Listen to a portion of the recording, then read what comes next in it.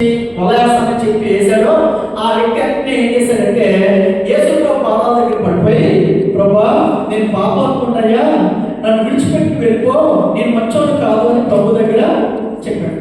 అప్పుడు ప్రభు అన్నాడు, ఏం పర్వాలేదు, భయపడకండి, మీరు చేపలు పట్టే జాలర్లుగా కాదు, మనుషులు పట్టే జాలర్లుగా మిమ్మల్ని చేస్తాను అని చెప్పి వారిని దేవుడు బ్లెస్ చేసిన తర్వాత వాళ్ళు ఏం చేశారంటే ధోనిని, చేపల్ని అన్నింటినీ ఆ వృత్తిని విడిచిపెట్టి యేసు ప్రభువుని వెంబడించడం మొదలు పెట్టారు. అర్థమైంది ఇది స్టోరీ? అర్థమైందా? ఆ వ్యక్తి పేరు ఏంటంటే పేతురు. చెప్పండి, పేతురు. చేప పట్టడానికి వెళ్ళినటువంటి వ్యక్తి పేరు ఏంటంటే పేతురు. ఓకేనా? ఇది స్టోరీ. ఈ స్టోరీలో వచ్చే 4 విషయాలు చెప్తాను. మీరు కూర్చున్న కూర్చొని ఎన్ని కాలు ఉన్నాయి? 4 చూడండి. 4 కాలు ఉన్నాయా? నేను ఈ స్టోరీలో వచ్చి 4 సత్యాలు మీకు చెప్తాను. 4 సత్యాలు మీకు చెప్తాను. ముందే చెప్పేస్తాను, 4 మీ మనసులో పెట్టుకుని ఒక్కొక్కటి వివరిస్తాను. ఓకేనా? మొదటిది, అవసరతలు కలిగిన వ్యక్తి. చెప్పండి, అవసరతలు కలిగిన వ్యక్తి. రెండోదిగా అనుసరించిన విధేయత. చెప్పండి, అనుసరించిన విధేయత. మూడోది, అవసరాలు లేదా అద్భుతాలు చేసిన దేవుడు. చెప్పండి, అవసరాల మీద లేదా అద్భుతాలు చేసిన దేవుడు. నాలుగోదిగా ఆరాధన పొందిన దేవుడు. 4 విషయాలు చెప్పండి. ఆరాధించిన, అవసరాలు కలిగిన వ్యక్తి, అనుసరించిన విధేయత, అద్భుతాలు చేసిన దేవుడు, ఆరాధన పొందిన దేవుడు. చెప్పండి, అవసరాలు కలిగిన వ్యక్తి, అనుసరించిన విధేయత, అద్భుతాలు చేసిన దేవుడు, ఆరాధన పొందిన దేవుడు. లాస్ట్ చెప్తాం.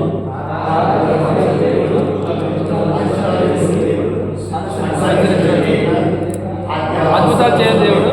మళ్ళీ అందరూ చెప్పాలి, కొందరు చెప్తున్నారు, అందరూ చెప్పాలి. ఫస్ట్ అవసరాలు కలిగిన వ్యక్తి, అనుసరించిన అద్భుతాలు చేసిన దేవుడు. మళ్ళీ చెప్పవచ్చు,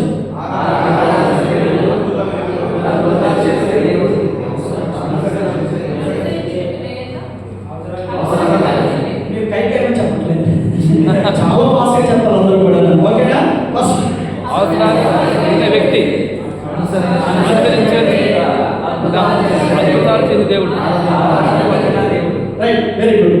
ఈ 4 విషయాలు చెప్తూ నేను ముగిస్తాను. రండి. పేతురు అనే వ్యక్తి చేపల పట్టుకుని వృత్తిలో ఉండేవాడు. చేపలు పట్టే వృత్తిలోకి వెళ్ళి ఆ రోజు కూడా రాత్రి చేపలు పట్టడానికి తన స్నేహితులందరితో కలిపి వెళ్ళాడు, కానీ చేపలు పడలేనప్పుడు, చేపలు ఏమి పడలేనప్పుడు అవసరాలు ఉన్నాయా లేదా? ఏం అవసరం? ఆ చేపలు పడితేనే తీసుకెళ్లి మార్కెట్లో అమ్ముతారు. మార్కెట్లో వచ్చే డబ్బులతోనే ఇంట్లో బ్రతుకుతుంటారు. అందులోని ఎవరు అంటే కనుక ఇద్దరికి వచ్చినాడు, ఏమంటే అబ్బాయి ఇంట్లో ఉన్నటువంటి అల్లుడు కాబట్టి ఇప్పుడు 2 మాటలు ఉంటాయి, భార్యలో ఉంటాయి, అక్కతో కూడా ఉంటాయి. అవునా? అందుకని ఒక మనిషి బ్రతుకులో అవసరాలు అనేవి ఎప్పుడు ఉంటాయి. ఇక్కడ మీలో కూడా, మీ ఇంట్లో కూడా, మీ జీవితాల్లో కూడా చాలా అవసరాలు ఉంటాయి. అని ఉండడానికి ఎక్కడ దాకా వచ్చారు? లేకపోతే ఇంటి దగ్గర హ్యాపీగా మీ భార్యతో, పిల్లలతో, తల్లిదండ్రులతో, కుటుంబంతో ఉండేవారు కదా. అవసరాలు ఉండబట్టికే ఇక్కడ దాకా వచ్చారు. అయితే అవసరాలు ఉన్నాయి. అవసరాలు ఉన్నా కానీ ఆ రాత్రి చేపలు పడలేని కారణం చేత నిరాశతో పేరు ఏం చేస్తున్నాడంటే ఈ రోజు ఏమి పడలేదు అని చెప్పి ఆ వలలు పడుకుంటూ ఆ వలని ఆయన క్లీన్ చేసుకుంటూ ఏం చేస్తున్నాడంటే ఆలోచిస్తున్నాడు. ఇలా ఆలోచిస్తున్నాడు. ఏమని ఆలోచిస్తున్నాడంటే ఈరోజు చేపలు పడలేదు కదా, డబ్బులు ఏమీ లేవు కదా, ఇంటికెళ్తే ఏం చెప్తాం అని ఎలాంటి ఆలోచనతో ఉన్నారు. మీరు కూడా కొంతమంది ఏజెంట్ మాటలు నమ్మి లక్షలు కట్టి ఇక్కడ దాకా వచ్చిన తర్వాత ఇక్కడ ఏదండి సరైన పని లేక, ఇక్కడ ఏజెంట్ మిమ్మల్ని మోసం చేసి తిండి లేక ఈ ఇబ్బందులు పడుతున్నప్పుడు కొందరు ఏమంటారంటే ఇంటి దగ్గర ఫోన్ చేసి బాగున్నాం అంటాం. ఎందుకంటే మనం పడ్డ బాధలు మన ఆరోగ్యం చెప్పి బాధ పెట్టాలా, ఏదో ఒక సఫలవుతుంది అని చెప్పి ఆ కష్టంతో గుండెలు నింపుకొని కొంతమంది అవసరం ఉన్నప్పటికీ కూడా లేనట్టుగా ఉంటుంటారు. అయితే ఈ అవసరత కలిగినటువంటి పేద జీవితంలో ఎలాగైతే ఉన్నాయో ఈ రేషన్ చర్చిలో వచ్చినటువంటి మీ జీవితాల్లో కూడా ఏముంటాయి చెప్పాలి, అవసరాలు ఖచ్చితంగా ఉంటాయి. అయితే ఈ రోజు నేను మీతో చెప్పే సందేశం ఏంటంటే ఈ బైబిల్ దేవుడు యేసుక్రీస్తు అనే దేవుడు ఎవరంటే అవసరాలు తీర్చే నాయకుడు.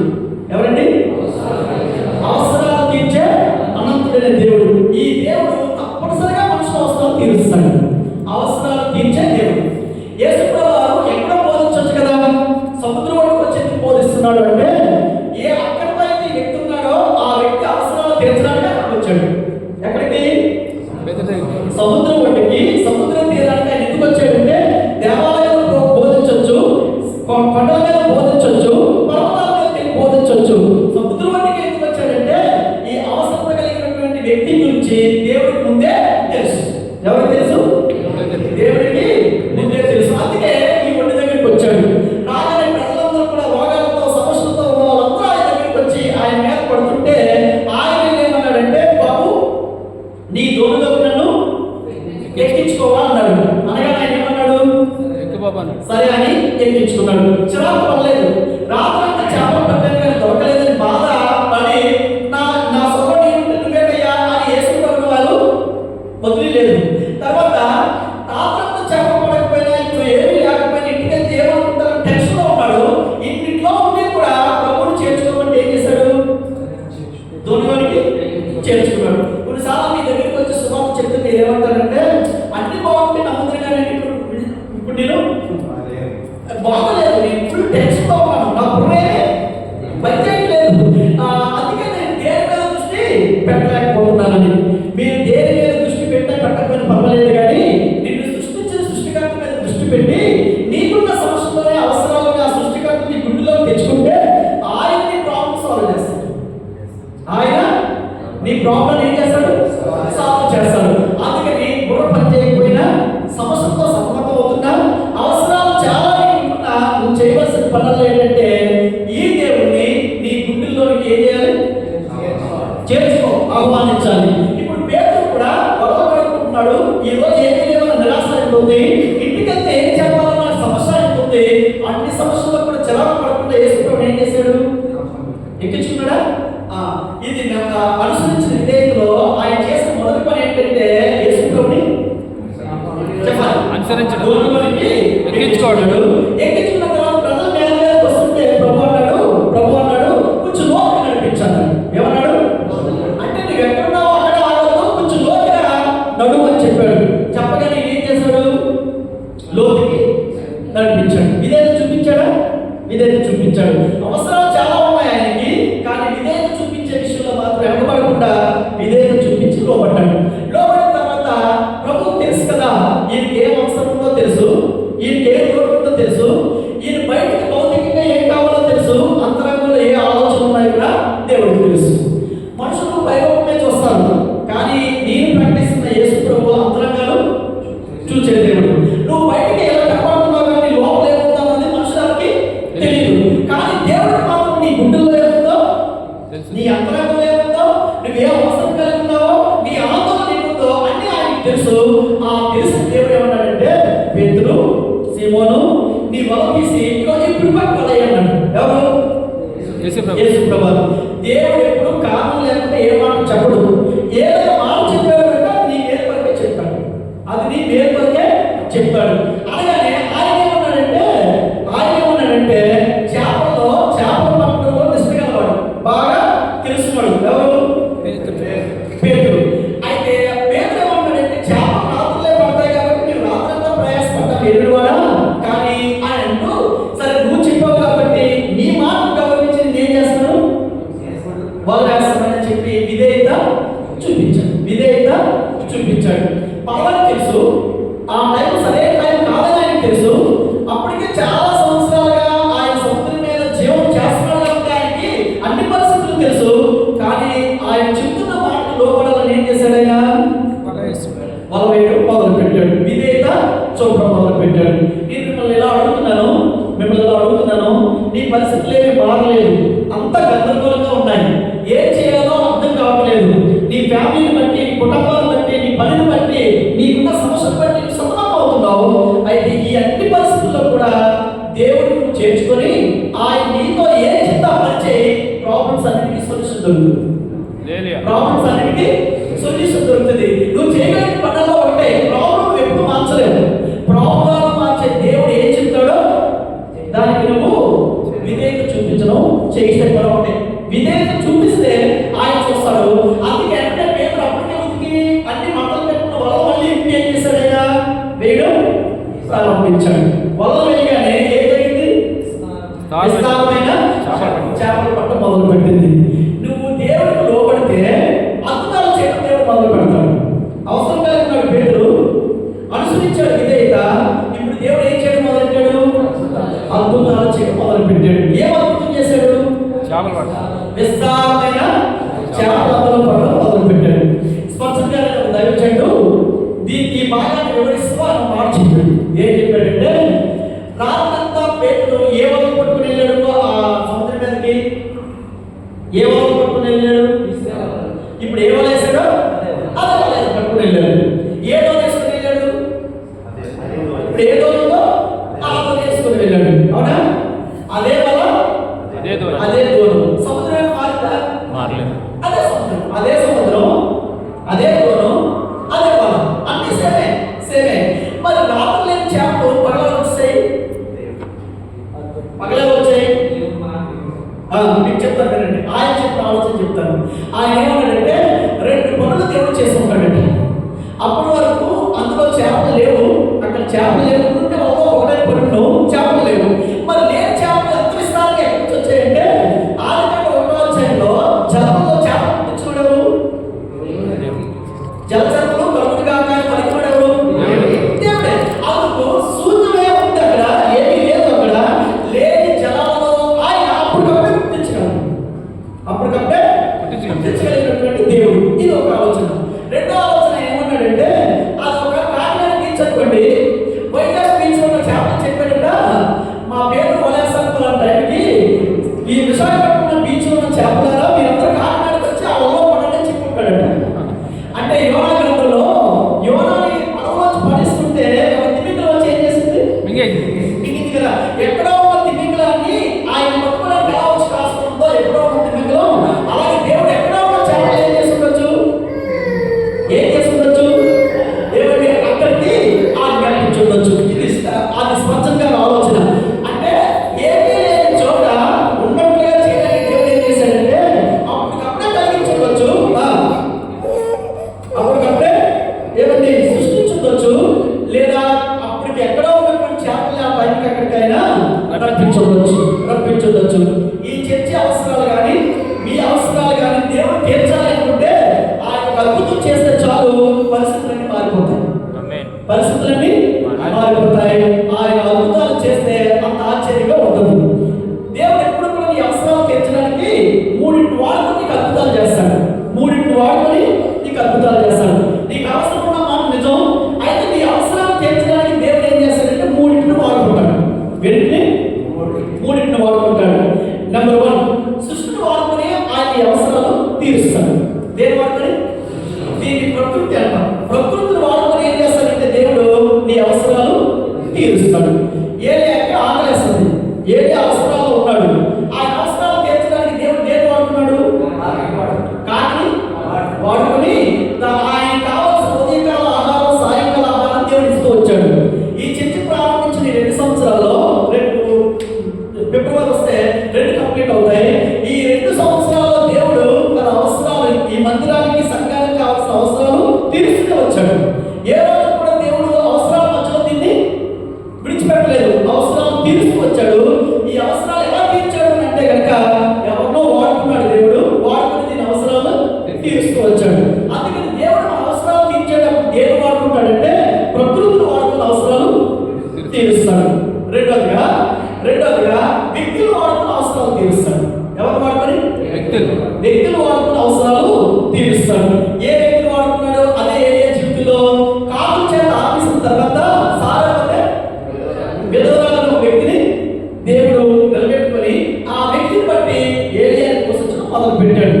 కొన్నిసార్లు మన అవసరాలు తీర్చడానికి దేవుడు ఎవరు వాడుకుంటాడంటే వ్యక్తుల్ని వాడుకుంటాడు. 1 ప్రకృతి ద్వారా అవసరాలు తీరుస్తాడు, 2 వ్యక్తుల ద్వారా అవసరాలు తీరుస్తాడు. 3వది ఎక్స్ట్రీమ్.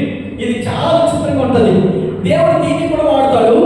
ఏలియా చెట్టు కిందకి వెళ్ళి బద్రీ వృక్షం కింద మరణాపేక్ష కనబడి నాకు కిందకి బ్రతుక నిరాశ వచ్చి చచ్చిపోదాం అనుకోగానే దేవుడు ఏం చేశాడంటే ఆయన కొంచెం నిద్ర పట్టించాడు.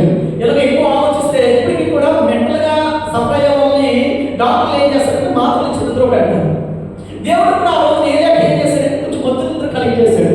కలిగజేసిన తర్వాత నిద్ర ఇంకా బాగా పడుతుంటాడు.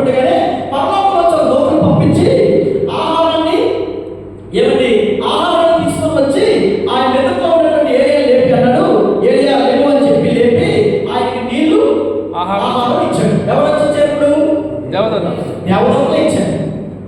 ఇచ్చారు. ఈ బైబిల్ దేవుడు అనుకోడంటే ఈ ప్రకృతి ద్వారా నీ అవసరాలు తీరుస్తాడు. ఒకవేళ ఈ ప్రకృతిలో నీకు దొరకకపోతే వ్యక్తులు వాడుకుంటాడు. వ్యక్తులు కూడా నీకు దొరకకపోతే అవసరమైతే పరలోకం నీకు సహాయం పంపిస్తాడు. హల్లెలూయా. అందుకే ఈ దేవుడు అనుకోడంటే మీకు ఇంకా అర్థమయ్యేలా చెప్తాను. మీకు ఒక రోగం వచ్చింది, మీరు మండలంలో హాస్పిటల్కి వెళ్తారు, ఇక్కడ పంచాయతీ జిల్లా స్థాయికి వెళ్ళాలంటారు. ఒకవేళ జిల్లా స్థాయికి వెళ్ళారు, అక్కడ కూడా మీకు పని కాదు, మీరు రాష్ట్ర స్థాయిలో ఉన్నటువంటి ఏ హైదరాబాద్లో వెళ్ళమంటారు. అక్కడ డాక్టర్ కూడా పంచాయతీ అంటే ఎక్కడికి వెళ్ళాలంటాం? విదేశాలకు వెళ్ళాలో, లేకపోతే చెన్నైలో మన సిఎంసి అక్కడ అక్కడ చేయాలంటే ఆత్మ తీసుకుంటాం. అవునా కదా? కానీ ఈ రోజు దేవుడు బిడ్డలుగా మన అవసరాలు కానీ మన ఆరోగ్యాలు కానీ దేవుడు ఈ భూమి మీద ఎవరు తీర్చలేకపోయినా పరలోకంలో సహాయం పంపిస్తాడు దేవుడు. అన్నాడు, నా కన్నులు నేను ఎక్కడ ఎత్తుతున్నాను? దేవుని వైపు, మనుషుల వైపు కాదు, మొట్టలతో నా కన్నులు ఎత్తుచున్నాను, నాకు సహాయము అక్కడి నుంచి వస్తుందని. ఆ కొండ మీద, ఆ సియోను కొండ మీద ఎవరు పాస్ గారు చెప్పారు, దేవుడు ఉన్నాడు, దేవుడి దగ్గర నుంచి వారికి సహాయం వస్తుంది. ఈ రోజు మీ అందరికీ చెప్పే మాటలు ఏంటంటే, మనుషుల ద్వారా మీకు సహాయం ఆగిపోవచ్చు, మనుషుల ద్వారా రావాల్సినటువంటి సపోర్ట్ మనకు ఆగిపోవచ్చు, కానీ మనకు సహాయం పై నుంచి పంపిస్తాడు. ఈ మూడింటి ద్వారా ఏది అవసరాలు తీర్చిన దేవుడు మన అవసరాలు కూడా తీరుస్తాడు. ఇప్పుడు ఇలాంటి ఒక అద్భుతమైన పేరు జీవితంలో చేసి పేరుకి విస్తారమైన చేపలు ఇచ్చాడు. రైట్, ఇక్కడ ఉన్నారు మీరు అంత అర్థమవుతుందా? 3 విషయాలు చెప్పారు. ఇప్పుడు ఒకటి, అవసరాలు ఉన్నాడు ఆయన, చాలా సమస్యల్లో ఉన్నాడు. ఆ సమస్యలు ఆయన చెప్పలేదు దేవుడికి, దేవుడే ఆ సమస్యలు గుర్తించి దేవుడే ఆయన దగ్గరికి వచ్చి ఏం చేశాడు? తన అవసరాల్ని తీర్చాడు. తీర్చి ఎలా తీర్చాడు అంటే ఒక అద్భుతమే చేశాడు. ఏం చేశాడు ఆయన? అద్భుతమే చేశాడు. 2009లో మేము ప్రతి మే నెలలో ఇండియాలో సెలవులు ఉంటాయి. కొంతమంది టీచర్లు అందరూ కలిపి వేసవి సెలవులో 3 రోజులు ఏజెన్సీకి సేవ చేస్తారు.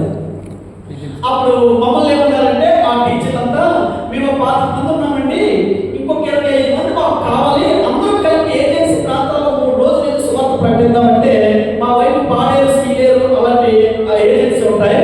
ఆ ఏజెన్సీకి వెళ్ళాలంటే మేము కొంతమంది సేవకులు, ఆసక్తి కలిగిన విశ్వాసం అందరూ ఇండియాలో మేమందరం కలిపి ఏం చేస్తామంటే వెళ్ళడానికి మా పేరు కూడా ఇచ్చాం. ఇచ్చిన తర్వాత మే నెల మంచి ఎండలో ఆ టైం అది, ఆ టైంలో 3 రోజులు ఏజెన్సీలో సేవ చేయడానికి మేము వెళ్ళాము. వెళ్ళిన తర్వాత మమ్మల్ని, మాకు పెద్దగా ఏం తెలియదు ఏజెన్సీ గురించి, మమ్మల్ని ఒక గైడ్ నడిపించాలి. మమ్మల్ని ఒక బస్ స్టాప్ రమ్మన్నాడు. అక్కడికి వెళ్ళిన తర్వాత కన్నా ఆయన చూసుకోవాలి, ఆయన ఏం చెప్తే మేము చేయాలి. ఆ ప్లేస్ ఎక్కడైతే సేవ చేయాలో ఆ ప్లేస్కి మేము వెళ్ళాలి. అప్పుడు మమ్మల్ని నర్సీపట్నం వచ్చేయమన్నారు. వైజాగ్ నర్సీపట్నం ఏరియాకి వచ్చేయమన్నారు. నర్సీపట్నం నుంచి ఏజెన్సీ, ఇంకా అక్కడికైతే ఏజెన్సీ లోపలికి వెళ్ళాలి. అప్పుడు మేమంతా నర్సీపట్నం ఉదయాన్నే మేము అనకాపల్లిలో బయలుదేరి ఆ అనకాపల్లి నుంచి నర్సీపట్నం వెళ్ళేసరికి కరెక్ట్గా 9:30, 10 అయింది. అప్పుడు మాతో వచ్చిన భాస్ గారు మేము అందరూ 10 అయింది కాబట్టి ఏమైనా బ్రష్ చేసి టిఫిన్ చేసేద్దామంటే మా గైడ్ ఏమన్నాడంటే, అక్కడ అన్ని సిద్ధపరిచారు మీకోసం, మీరు అక్కడికి వెళ్ళి తినాలి, ఇక్కడ ఏం చేయొద్దు అన్నారు. అనగానే సరే గైడ్ ఏం చెప్పారు, అక్కడికి వెళ్దామని చెప్పి మాకు రాబోతున్న బస్సు వరకు మేము ఎదురు చూసేసరికి 11:30 అయింది. అక్కడే 11:30కి ఎక్కాం. అక్కడి నుంచి ఏజెన్సీలో లాస్ట్ స్టాప్ ఏదైతే ఉంటుందో దానికన్నా రోడ్డు బస్సులు ఉండవు. ఎక్కడైతే ఉంటుందో అక్కడికి వెళ్ళడానికి 1 గంటకి. ఇప్పుడు మాకు ఎక్కడెక్కడ అకామిడేషన్ ఇచ్చారంటే ఇంకా అక్కడి నుంచి ఎక్కడికో వెళ్ళాలి, ఏదో కొండ మీద ఉంటుంది, ఆ కొండ మీద మాకు అకామిడేషన్ ఉంటుంది. అప్పుడు ఈ గైడ్ ఏం చెప్పారంటే, మాకు ఆయనకి మరి తెలుసో తెలియదు, ఆ గైడ్ ఏమన్నాడంటే, మళ్ళీ 3 రోజుల తర్వాత మళ్ళీ మనం ఇటువైపు రాము, ఇంకో రౌండ్ నుంచి వెళ్తాము, మళ్ళీ మన ప్రదేశాలకి మళ్ళీ ఇక్కడ రావు కాబట్టి సువార్త ప్రకటించాలని చెప్పాడు. మేము వదిలి చేరుకోలేదు, చాలా ఎండలు, అక్కడ ఎక్కడ నీళ్ళు పడితే అక్కడ నీళ్ళు తాగితే ఏదో కాదు జరుగుతుంది, నీళ్ళు కూడా తాగట్లేదు మేము. అయితే మా బ్యాగ్ అన్ని ఒక తడికి లాంటిది ఉంటే ఆ దండ కట్టుకున్నారు వాళ్ళు, అందులో మేము పడేసి ఏం చేసామంటే, అమ్మాయి మీరు చూడండి అని వాళ్ళు చెప్పి మేమందరం కూడా మరి మెగాఫోన్ పట్టుకొని ఆ కంచె పట్టుకొని కొన్ని ఇల్లు ఉంటాయి, ఇల్లు సువార్త ప్రకటించడానికి వెళ్ళిపోయాము. వెళ్ళిపోగానే మేము ఎక్కడైతే పడేసామో ఆ ఇల్లులో ఏమండి, ఆ కొత్త చేపల ఇల్లులో మేము పడేసి వెళ్ళిపోగానే ఆవిడ ఏం చేసిందంటే గబగబా 4 కేజీలు బియ్యం తెచ్చి వాటిని కడిగేసి ఆవిడ ఏం చేసిందంటే అన్నంలో వండిసింది. మేము ఒక 20 నిమిషాలు చెప్పుకొని వచ్చేలోగా ఇవి వండిసి అప్పుడు మేము తిరిగి ఈ బ్యాగ్ అనేది తీసుకుంటుంటే ఆవిడ భాషలో అంటుంది, అయ్యా ముందు తినేసానంటే అంటుంది. అంటే అప్పుడు మా గైడ్ ఉన్నాడు కదా, ఎవరు అన్నారమ్మా నేను, ఎందుకంటే అమ్మా నేను మేము అక్కడ వెళ్తున్నా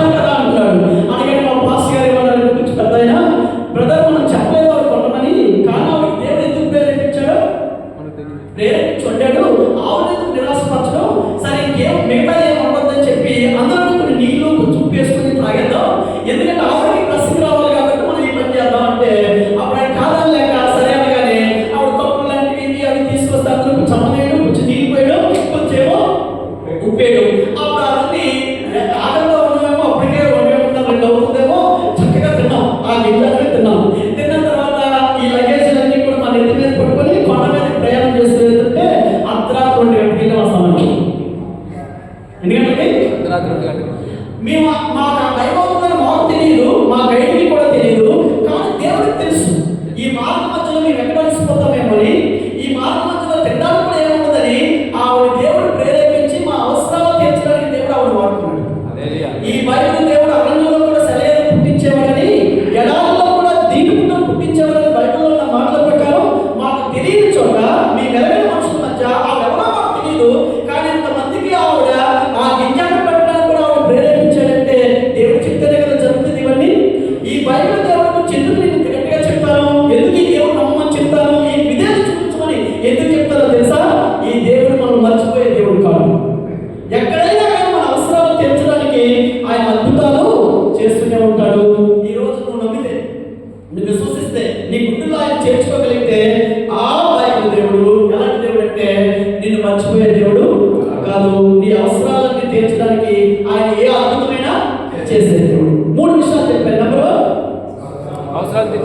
అవసరాలు మన పేదలు దేవుడు ఏం చేశాడు? ఆయన దగ్గరికి వస్తే ఆయన విధేయత చూపించాడు, చేర్చుకున్నాడు, ఆయన చెప్పినట్టుగా చేశాడు. చేసిన తర్వాత దేవుడు ఏం చేశాడు? ఆయన చేతిలో అద్భుతాలు చేశాడు.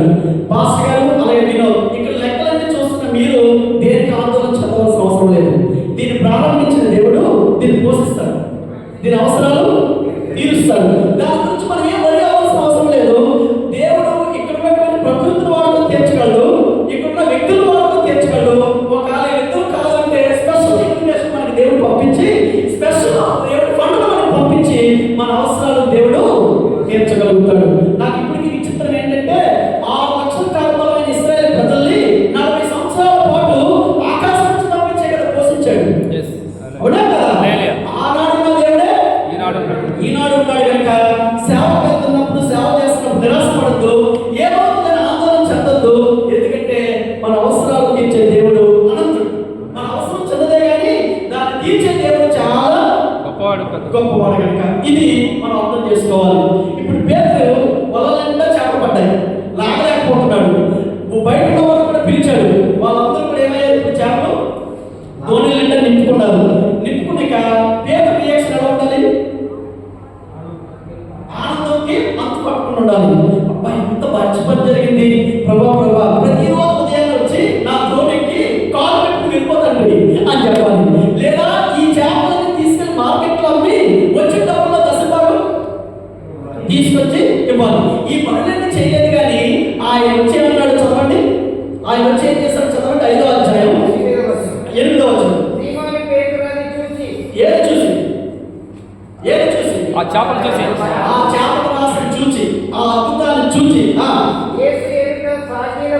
చాగిలపడి ప్రభువా నన్ను విడిచిపోము, నేను పాపవాడినని చెప్పాడు.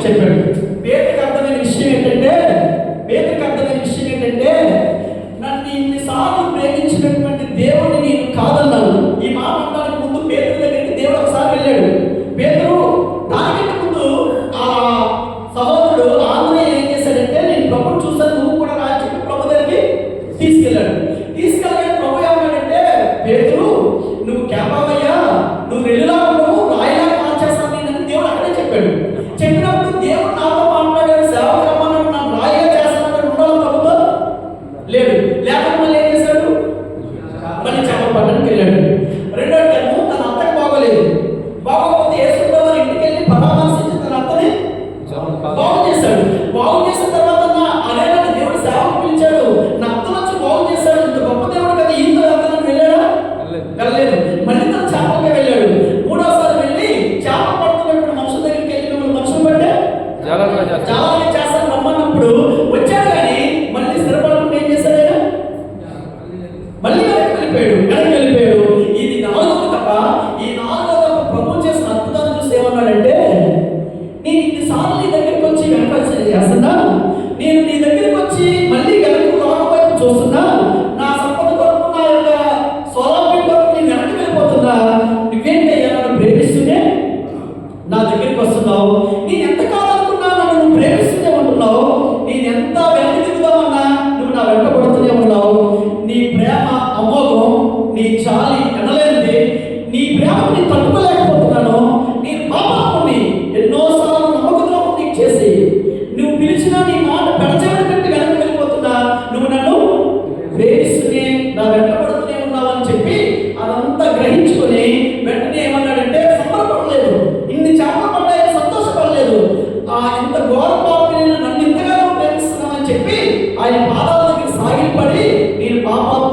అనుకుంటున్నాడు. ఆరాధన ఏంటో తెలుసా? దేవుడి గొప్పతనం తెలుసుకోవడం, నీ నీచ స్థితిని తెలుసుకోవడమే ఆరాధన. నీవెంత కోరబాబువో, దేవుడు ఎంత పవిత్రుడో, నీవెంత దేవుడిని విశ్వించావో, ఆయన ఎంత ప్రేమించాడో నువ్వు తెలుసుకోవడమే నిజమైన ఆరాధన. ఈ సముద్రంలో ఈ పడవ దగ్గర జరుగుతుంది ఏంటంటే నిజమైన దేవుడికి ఆరాధన జరుగుతుంది.